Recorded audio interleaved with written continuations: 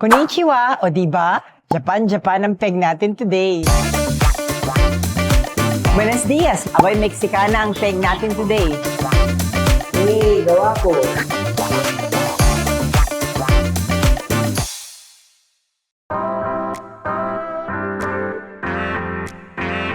Welcome to my vlog. Oh, may pa-vlog pa tayo ha.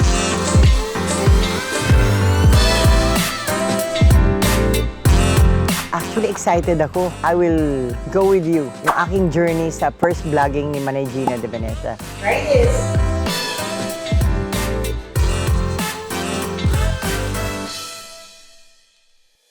Magandang araw, PD4. Welcome to my vlog. Gina ba kayo sa isa na namang masayang kwentuhan? Ako si Manay Gina, and today sama-sama nating tuklasin ang masasarap na pagkain mula sa mga MSMEs sa ating lalawigan. Food trip tayo, ganun! Bibistahin natin ang mga MSMEs dito sa Pangasinan tulad ng Drop Coffee, Buwag Alamalastog at Sushi Works ni Chef Zar. Tara, samahan nyo kami dito sa Gina G sa Collab. Una nating bibistahin ang Sushi Works by Chef Zar. Konnichiwa, o diba? Nag-hello ako sa inyo sa Japanese language. Japan ang peg natin today. Isa sa mga paborito kong pagkain, kaya naman hindi na natin ito patatagalin pa. Kausapin na natin si Chef Zar. Chef? Chef, anong kwento sa likod ng inyong negosyo? Bakit itong napili niyong business? Ex-OFW po ako dati sa Riyadh. Nagtrabaho sa isang Japanese restaurant. Pre-order sa online hanggang ito po, naipatayo po itong restaurant na to na at least makapag-cater ng mas maraming customer. So, bakit dapat tangkilikin ng ating mga kababayan ang inyong business? Support lokal, tapos gawang Pangasinan. Gawang Pangasinan. Punta kayo dito, taste nyo. Kasi A1 quality, AAA. Chef, congratulations. Thank you po. So proud of you. You're a millennial and you're very successful. Uy, meron pa akong bulaklak. Thank you. Halika. Next stop, Drop Coffee. Tara, kape tayo.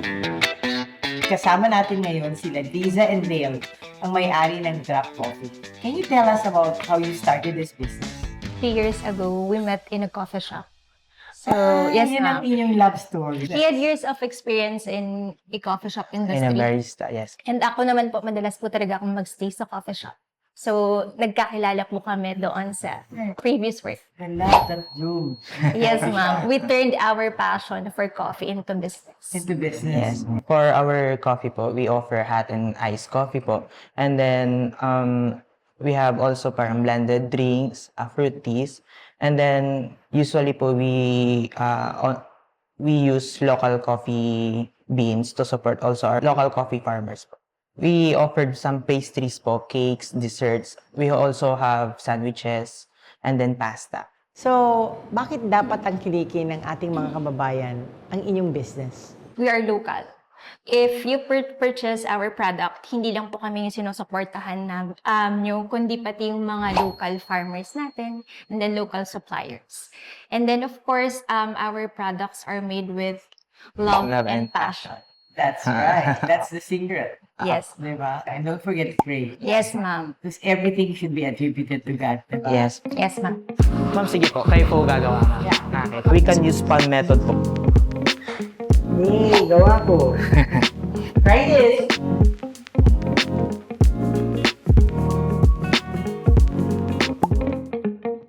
Di pa dyan nagtatapos ang ating paglalakbay.